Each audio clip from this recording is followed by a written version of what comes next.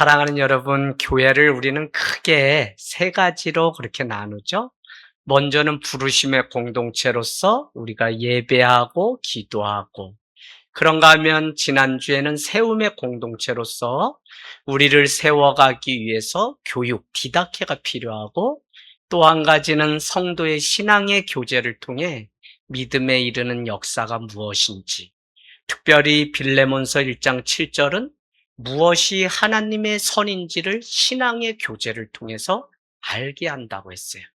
그래서 우리가 먹고 마시고 막 세상적인 모임이 될까봐 많은 교회들이 신앙의 교제를 이렇게 오해해서 우리 이렇게 모이지 못하게 할 때가 있어요.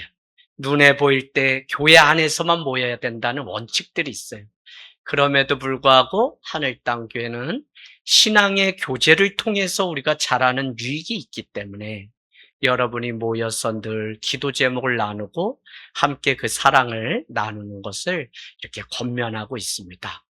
그런가 하면 여러분, 우리는 오늘 보려고 하는 것이 그냥 모여만 있으면 교회냐, 즉 부르심을 받아서 예배를 하고 또 세움의 공동체로서 그 교회가 교육을 받고 신앙의 교제만 하면 예배냐, 교회냐. 그런데 우리가 코로나를 겪어서 아시다시피 흩어져서 살아가는 교회로서 훈련들이나 생각들을 못하다 보니까 교회는 잘 모여야 되는 이유가 잘 흩어져서 그곳이 교회가 되기 위해서. 할렐루야.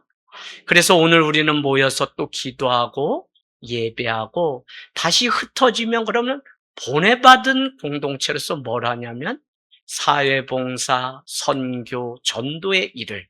그래서 교회는 저기 담장 안에서 날마다 모이는 일 중요하지만 담장 밖의 세상을 향해서 그곳에 가서 빛과 소금이 되라고 했지 오늘 이곳에만 모여서 너희끼리만 좋으면이 아니다고요. 마가복음 3장 13절 한번 가보실래요? 마가복음 3장 13절은 밤새도록 예수님이 산에 오르신 이유가 있는데 그 이유는 12명의 제자를 세우기 위해서예요. 그러니까 사람을 세우는 일은 정말 얼마나 기도가 필요한지 몰라요. 우리도 직분자들을 세우고 또 임원들을 뽑을 때 여러분 정말 기도하고 하라고 하는 것이 바로 이런 의미예요. 그래서 예수님도 늘 기도하고 또 지난주에 우리가 사도행전 1장도 보았지만 마띠아를 대신할 자를 우리가 또 가룟 유다를 대신할 자를 뽑을 때도 교회는 마가의 다락방에 모여서 기도를 하고 제비 뽑아 마띠아를 세우는 일들이 있었어요.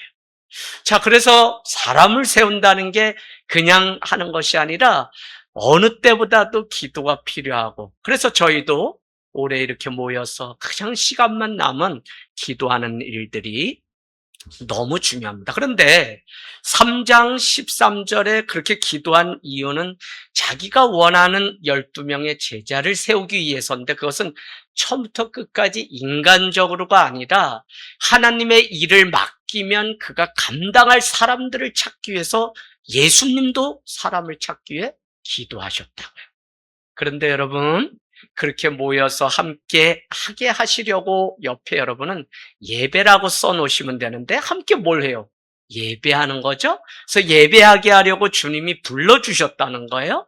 그런데 더 중요한 것은 제자들에게 이제는 흩어져서 보냄받은 공동체로서 전도의 일을 하고 어떻게 해요?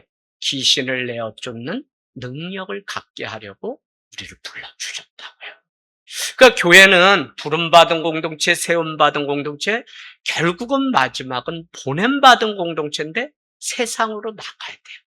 그래서 여러분이 세상 속에 직장을 가지고 나가는데 그냥 내가 돈을 벌러 나간다가 아니라 여러분의 마음 가운데 나는 주님이 파송해서 그곳에 가서 주님이 맡겨놓은 사명 감당 위해서 가는 거예요.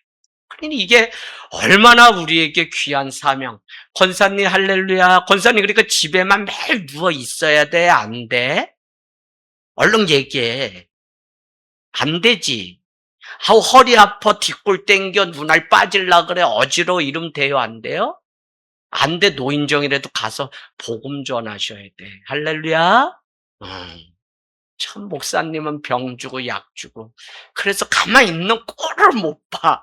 근데 권사님 잘하세요. 노인정 전체를 다 초창기에 전도하실 정도로 열정 있으시고 또 허리가 부러져서 저렇게 몸져 누웠지만 다 영혼들을 위해서 기도하시고 내가 아무것도 못해서 어떻게 해요? 그래서 뭐를 가르쳐 드렸냐면 왜 못해요? 앉아서 영혼들이 기도하고 오래 오신 영혼들을 위해서 또 잘 정착되도록 기도하시고 그래서 송현미 집사님, 김길승 원사 얼마나 막 욕을 하면서 조선팔도 하면서 막 욕을 하면서 기도하는지 몰라요. 그래서 여러분 축복받으셨어요. 여러분 자 그래서 교회의 가장 마지막 순서가 뭐라고요?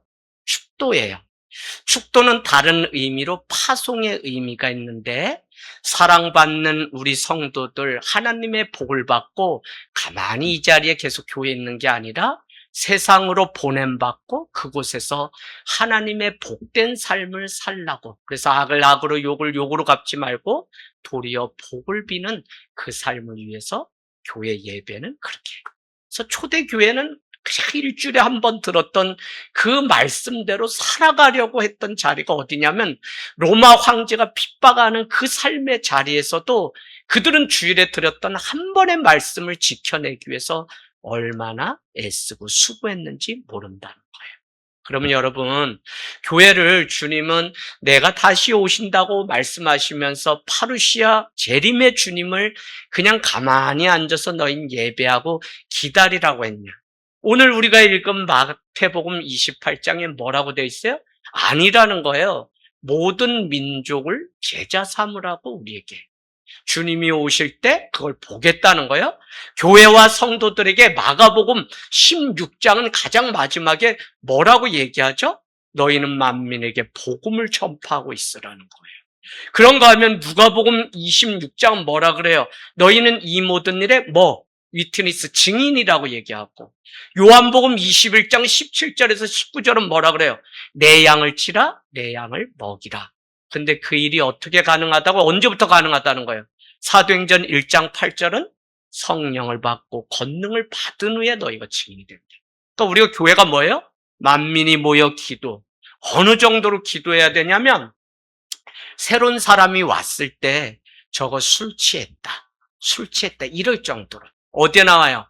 사도행전 2장에 보면 마가의 다락방에 모여서 베드로의 설교를 듣고 기도하는데 사람들이 각곳 낭고 방언, 각자의 언어들로 막 방언을 하기 시작하니까 그걸 보았던 외부 사람이 뭐라고요? 쟤네 술 취해서 그런다. 그렇게 했다. 그러니까 여러분 늘 교회가 이 기도하고 영혼을 품고 영혼을 주님 앞에 함께 세워드리는 이 일이 교회의 가장 놀라운 일이라는 거예요. 오늘 여러분 11절 말씀은 다른 거 아니잖아요. 예수님의 그 무덤을 지켰던 경비병 중에 몇 명이 있는데 아니 아침에 일어나니까 예수님이 없어. 뭐예요? 부활했는데 깜짝 놀라가지고 이들이 와서 누구를 만나요? 대제사장들과 장로들을 만나는데 같이 이 소식을 듣고 이 사람들이 이제 큰일 난 거야. 유대인들이잖아요. 그래가지고 막 어떻게 해요? 헤롯만 유대인의 왕을 죽이려고 했던 게 아니라 이들도 유대인, 하나님을 믿는 자들인데 메시아가 예수가 아니라는 것 때문에 죽이려고 하던 자들인데 그들이 의논하기 시작해요. 그러고는 돈 몇 푼을 주어서 어떻게 해요? 경비병들의 입을 막으려고 주게 되죠. 그러면서 뭐라고 얘기하냐면 우리 13절에 가볼까요? 너희는 말하기를 그의 제자들이 밤에 와서 우리가 잘 때 예수의 시체를 어떻게 해요?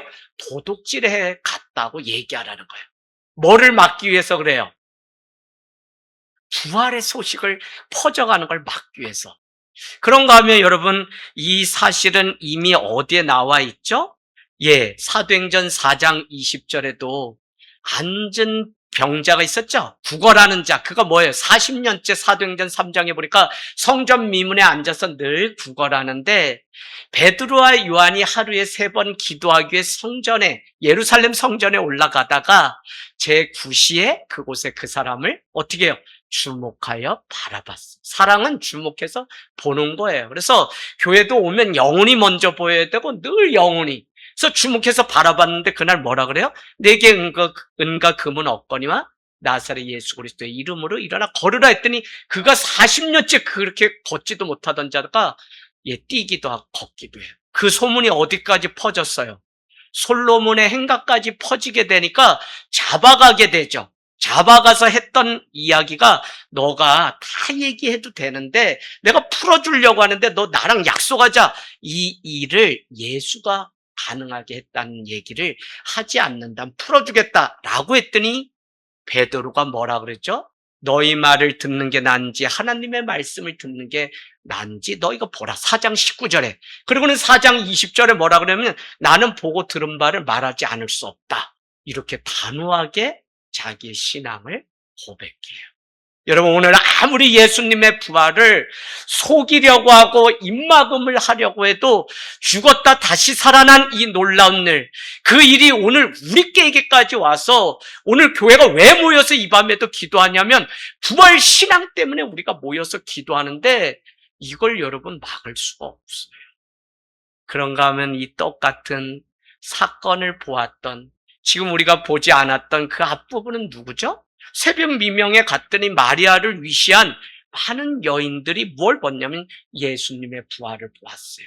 그러니까 그 여인들은 가서 다른 제자들에게 뭐를, 예수님이 부활했다고 막 가서 전하는 일에 바쁜데 같은 부활을 보고도 경비병과 장로들과 대제사장들은 다른 행동을, 여러분 같은 말씀을 듣고 같은 예배를 드려도 이와 같이 삶이 어디에 관점을 두고 어떤 목적으로 오늘 주님 앞에 예배하느냐에 따라 이렇게 가는 길이 완전히 달라요. 그게 누구였어요? 어제 누구야? 동방의 박사들. 그는 헤롯이 그 별을 보거든 와서 알려달라고 하니 그 길로 가지 않고 헤호도스 다른 길로 갔다는 거예요. 여러분 다른 길이 생명의 길이고 다른 길로 가야만 주님의 그 좁은 길을 우리가 갈 수 있는 것을 봅니다. 우리가 믿는 이 복음, 유앙겔리온 기쁜 소식은 아무리 세상에 암흑이 찾아오고 정치가 정권이 다 막으려고 한들 주님의 기쁜 소식, 예수님이 살아난 이 소식은 막을 수가 없어요. 그걸 누가 경험했냐면 이재학 목사가 혼자 믿음의 1세대로, 나는 너가 교회 대신 정말 절간 다니면서 널 낳는데 너가 절간만 간다면 엄마 너인데 더 바랄 것도 없다. 내가 배 아파 나서 딸 셋 다음에 낳는데 너가 엄마 말만 들어준다면 내가 더 이상 이룰 소원이 없다 라고 해도 내가 이미 맛보았고 그 사랑을 아는데, 더구나 가장 외로운 때 찾아온 주님의 그 사랑은 끊을 수가 없는 거예요. 그러니까 정말 그 사랑이 얼마나 대단한지 나를 위해서 죽어주심으로 로마서 5장 8절 확증하시기 위해 그 아들 예수 그리스도를 내어주시고, 성탄이 뭡니까? 그분은 사실 우리를 위해서 오셨다는 것은 죽기 위해서. 왜? 우리를 얼마나 복음이 뭔데요? 하나님이 세상을 이처럼 사랑하사, 이게 다 아니에요. 복음은 이처럼 사랑하사 독생자를 주셨으니 이는 저를 믿는 자마다 멸망치 않고 구원을 얻는다. 그가 죽었다는 것까지 믿는 게 이게 복음이에요. 그래서 복음 가운데 살아가는 우리는 기쁜 소식, 나쁜 소식, 너는 죄인이야, 너는 정말 너 스스로는 아무것도 할 수 없는 죄인이야, 이 나쁜 소식이 우리한테 와야만 정말 유앙겔리온 좋은 소식. 그런데 길이 있어. 그 길이 바로 예수 그리스도를 믿는 거야. 할렐루야. 그래야 얼마나 놀라운 것을 가지고 우리가 살아가는 자녀인지 모릅니다. 여러분, 예수님의 그 시체를 그의 제자들이 와서 도둑질해 갔다고 말하라고 하는 것이죠. 그러면서 14절은 한층 더 나가서 이렇게 얘기합니다. 만약에 이 사실이 로마 총독에게 들려진다면 너희가 그의 병사로서 그 예수의 시체를 지키지 못하고 제자들이 가져갔다고 그렇게 이제 말을 꾸미게 되는데, 너희 위협이 올 게 분명한데 우리가 너의 뒷감당을 다 해줄 테니 너의 상심이, 너의 그 슬픔이 다 끊어지게 내가 다 손을 쓸 테니 너는 내가 시키는 대로만 하라고 돈을 줘요. 참 저는 요새 말씀을 계속 보면 볼수록 우리 안에 작은 헤롯이 있다. 자기가 그 큰 왕자를 지키려고 하는 욕심 때문에 유대인의 왕 예수를 죽이려고 했다고 어제 말씀을 나눴다면, 저는 왜 우리가 이 성경에 보면 가룟 유다부터 다 해서 돈으로 예수를 팔고 신앙을 파는 일이 아나니아 삽비라부터 너무 많아. 만몬이 여러분 마지막 때. 그런데 오늘 이 경비병들도 결국은 돈으로 그들의 인생을, 신앙을 팔게 되는 것을 우리는 볼 수 있습니다. 15절은 결국 어떻게 된다고요? 이거 못 막는다고. 15절은 지금까지도 유대인 가운데 두루 퍼진 소문이 계속 내려오는 게 있는데, 오늘날까지 내려오는 게 있는데, 지금까지 나눴던 예수가 부활했는데 그걸 막으려고 돈 몇 전을 주고 장로와 대제사장들이 이렇게 했다는 이야기가 지금 오늘날까지도 계속 내려오고 있다. 여러분, 좋은 소식도 지금 우리에게까지, 나쁜 소식도. 그러니까 참 다윗의 열조에게로 돌아간다라고 하는 역사서를 보면 생명의 족보를 쓰는 사람이 있는가 하면 죽고. 그래서 죽음의 족보를 쓰는 인생이 있어요. 여러분, 2026년 올해도 잘하셨지만 내년에 정말 믿음이 더 자라서 그냥 기준이 하나님이 돼야 돼요. 인정이나 이런 게 아니라 정말 주님이면 어떻게 하실까 해서 그분 앞에 더 나은 생명의 족보를 준비하기를 원합니다. 저는 군대에서 제가 군종병으로 상병 달고 있었는데 500여 명의 병사들을 설교하는, 믿는 지 4년 5년도 되지 않아서, 아니 목회를 시작한 지가 30몇 년이 되는데 하나님이 강권적으로 신학도 공부하지 않고 연조도 짧은 저를 그곳에 밀어 넣어서 이제 목회를 하게 되었는데, 문제는 인사과 소속인데 이 군종병은 중요한 게 뭐 근무 쓰고 뭐 경계 쓰고 다 하면서 예배 준비하고 이러는데, 연대 장님은 저한테 늘 전도사님 이렇게 불러주셨어요. 신학도 공부할. 그러니까 더 신나서 열심히 하니까 군종병과 창설일에 또 상도 받는데, 그게 어느 정도냐면 어디가 사람 죽이지 않는 이상은 그냥 그 표짱짱 들이대면 감형을 받을 정도로 그런 특혜가 있는 거를 제가 군종병 된 지 1년 만에 받게 되었어요. 근데 재밌는 것은 그 인사과에서 인사과장인 소령 다음에 높은 사람이 뭐냐면 짬밥이 가장 높은 이 상사, 이거 갈매기 3개 위에 별 하나 있는 걸 뭐라 하냐면 주임 원사라 그러거든요. 권사님 또 관심 없지 군대 얘기하니까요. 아이 들어야 돼. 자, 그래서 그 주임 원사가 아주 이 군종병들을 아주 잡아먹는 킬러인데, 주임 원사는 뭐냐면 연대 불자 신우회의 회장님이세요. 그러니까 제가 조금만 뭐 늦고 뭐 어디 전방 막 시커리차 타고 뭐 철칙에 가서 위문 갔다 조금이라도 늦으면 막 저한테 얼차려 주려고 그러고 늘 그래요. 다행히 인사과장님이 안수 집사님인데 저를 보호해줘도 막 군기교육대 보낸다 그러고 아주 그렇게 어렵게. 그런데 전방 부대 안에서 이 총기 자살 사건이 생기게. 그래가지고 막 이렇게 하고 뭐 했는데, 제가 유일하게 그 병사와 면담한 일지가 신병이 왔을 때 있는데, 뭐 군단에서 막 뜨고 막 이렇게 했는데 아주 다 목이 날아갈 참이에요.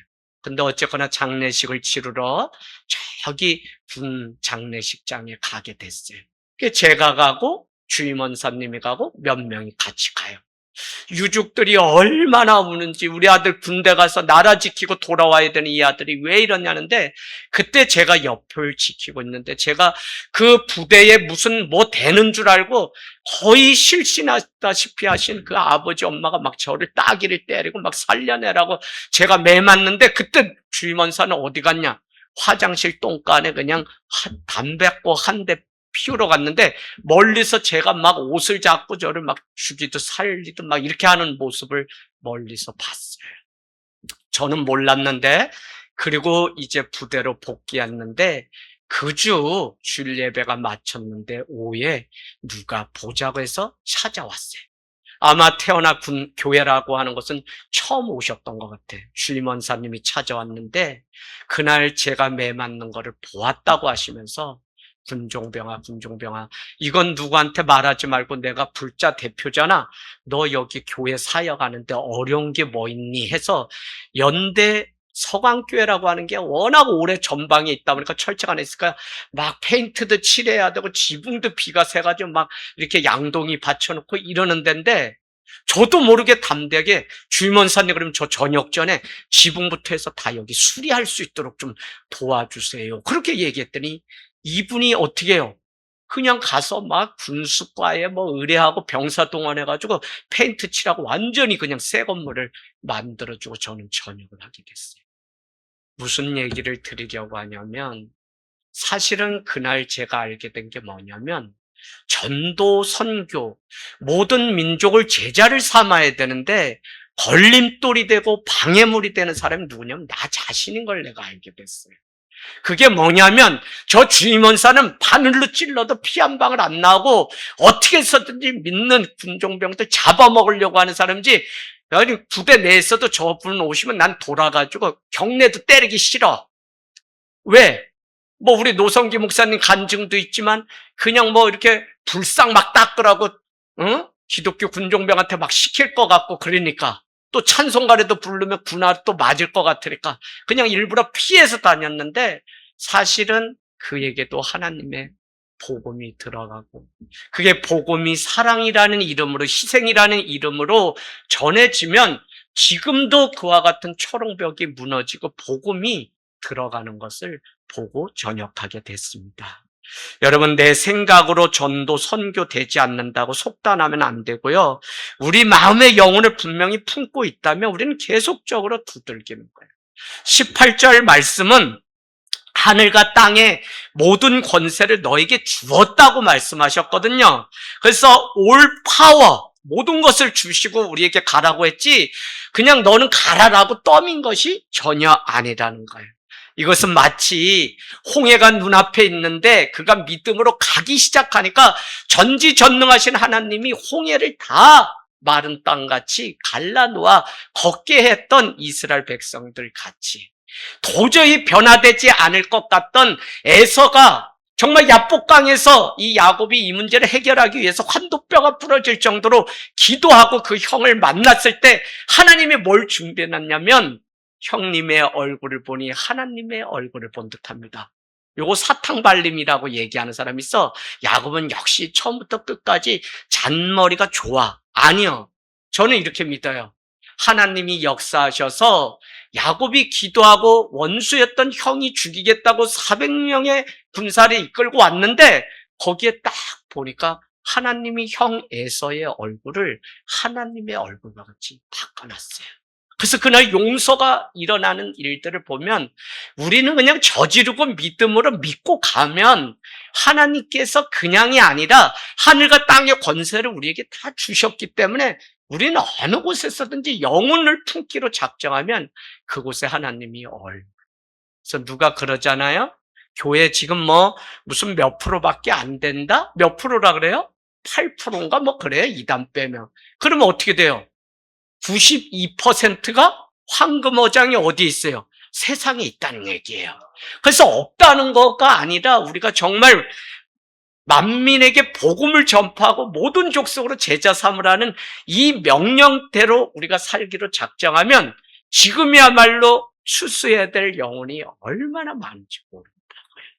근데 이 사실을 모르면 나는 그냥 돈 벌러 가고 뭐 하러 가고. 그러니까 여러분 많은 사람들이 이렇게 얘기해요. 일을 마치고 나 예배할게요. 목사님 공부 시험 다 마치고 예배할게요. 아니 그렇지 않아요. 주님은 세상 끝날까지 너희와 함께 하신다고 하신 그 주님은 공부할 때도 하나님과 함께 해야 되고 일할 때도 함께 해야지 우리 그냥 다 집에서 뭐 세상에서 그 일 마치고 와서 예배할게요. 이게 아니야. 그 자리가 예배 자리. 이게 뭐냐면 미셔널 라이프. 선교적 삶. 그래서 우리 여기 권사님 계시지만 다 이 교사 선교에 파송받을 때 10,000명의 제자들을 학생들을 전도하겠다고 하는 마음으로 학교 현장으로 다 선서하고 가게 돼요. 그 사명 가지고 아이들을 가르치듯 우리의 삶이 그렇게 하나님이 설계해 놓으셨다는 거예요. 그래서 교회는 만민이 기도하는 집이고 성령 받고 권능 받은 다음에 뭘 해야 되냐면 세상 가운데 나가서 전도와 그 영혼 추수하는 일들을 해야 된다는 것입니다.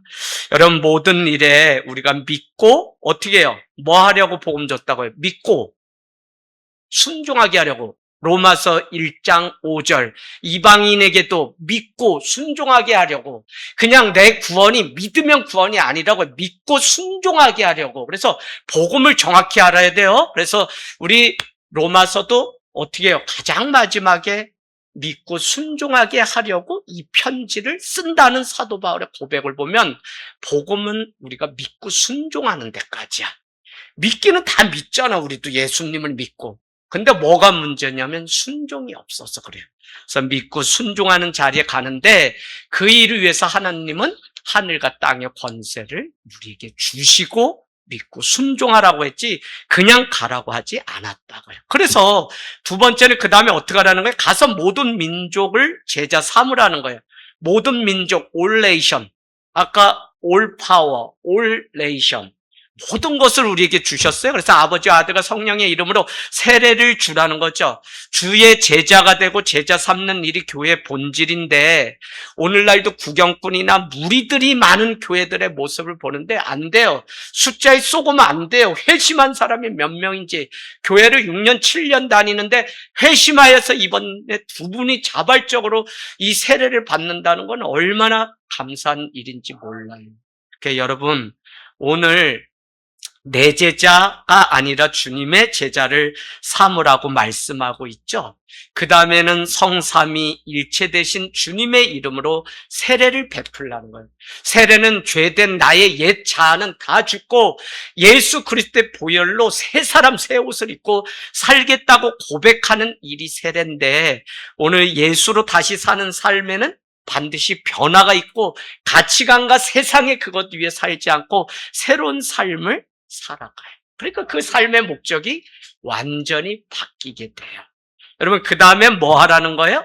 주님이 우리에게 먼저 분부한 모든 것이 있는데 그것을 가르쳐 지키게 하라. 그래서 제자화가 뭐라 그랬어요? 제자화는 가르쳐 지키게 하는 것까지.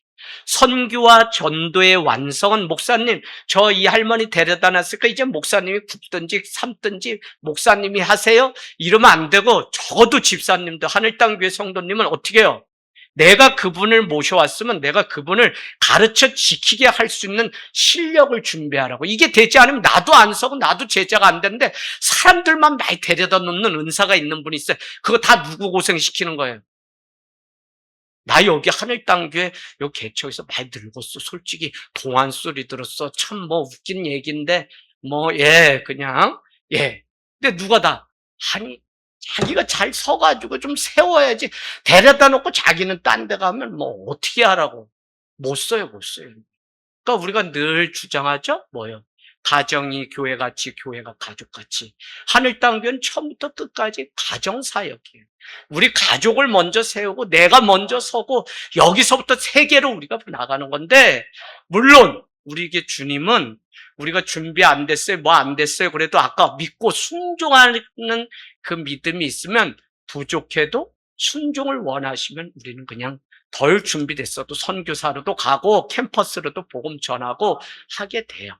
여러분 우리 안에 믿음이 있으니까 얼마나 교회에 대학교 편입해서 신학과를 가는데 그냥 그 앞에 절간이 오래도록 있는 거예요. 그러니까 사람들이 어떻게 신학교 옆에 절간이 저렇게 큰 게 천안시에 있냐 이런데 오기가 나가지고 밤마다 그냥 줄을 매달고 점호가 끝나면 기숙사 나와서 산기도로 가는데 그 스님 귀에 잠 못 자게 하려고 못된 거지. 그러니까 그냥 주여 삼창을 그냥 그 스님이 괴로웠을 거야. 그러다 어느 날 작은 예수애랑 끌고 지나가는데 빗자루질 하는데 모자를 쓰고 있으니 저는 옷은 그렇게 입었으니까 보살 정도 되는지 알고 예수 믿으세요. 그러니까 이분이 씩 쳐다보는데 어떻게 제가 회장인데 많은 사람 이끌고 갔는데 한 번 더, 3-4번을 꼭 강조하거든요. 그래서 다시 한번 예수 믿으셔야지 구원받습니다. 그랬더니 이 새끼 저 새끼 하면서 조선팔도 욕하면서 이 모자를 벗었는데 머리가 하나도 없으면 뭐예요? 스님. 스님을 건드렸어. 더구나 이 민가에 나와 있는 절간이면 그분이 뭘 했겠어요? 소림사에 돌을 닦아서 빗자루질을 하던 이 빗자루를 얼마나 빨리 돌리는지 제가 그래도 예수 믿어야지 스님 구원받아요 이러고는 빨리 그냥 가버렸죠. 그리고는 제가 한 20년 만에 채플인도를 위해서 갔더니 그 절간이 이사를 가고 없어졌어요. 그 자리에 불안노 교회라는 곳이 크게 세워진 거 보고 그냥 나는 영혼 품고 왜? 제 인생 자체가 그냥 절간 고등학교 때까지 다니고 1년에 쌀 갖다 바치고 기와장에 뭐 봉춘이 이름 막 새겨서 출세하려고 얼마나 집안에서 막 했던 집안인지 그 돈만 잘 맞서도 아마 개척할 때 그냥 빌딩 위에서 했을 텐데 억울하잖아. 그래서 어쨌거나 복음 전하려고 하면 스님이든 무당, 전짜리는 바로 뒤에 무당이 1시간 하면 500만 원짜리 굿이 들어왔거나 2시간 하면 또 1억짜리가 들어왔거나 문 빼꼼 열고 얼마짜리 들어왔는데 종일 교회 옆에서 무당 이름 목사님 잠깐만 참아주세요. 그래도 제가 그래도 여러분 그 자리도 또 이사 가서 그냥 사람이 사는 집이 되어버리더라고요. 그러니까 하나님은 우리가 기도하고 하나님은 우리의 마음 가운데 품은 그 거룩한 생각들을 놓치지 않고 다 보시고 감찰하시고 지켜가시는 분이심을 우리가 믿게 됩니다. 여러분 오늘 내가 너에게 분부한 모든 것 뭐죠? All things, 모든 것. 벌써 3가지의 올이죠. 자, 그 다음에 우리는 끝까지 보고 들은 것을 전해야 되는데 20절에 약속하셨죠. 볼지어다 내가 세상 끝날까지 너희와 항상 함께. 올데이입니다. 올데이. always, 올데이. 그러니까 모든 시간, 모든 것, 모든 권세, 모든 민족을 이 교회와 성도에게 우리에게 맡겨주셨다는 거예요.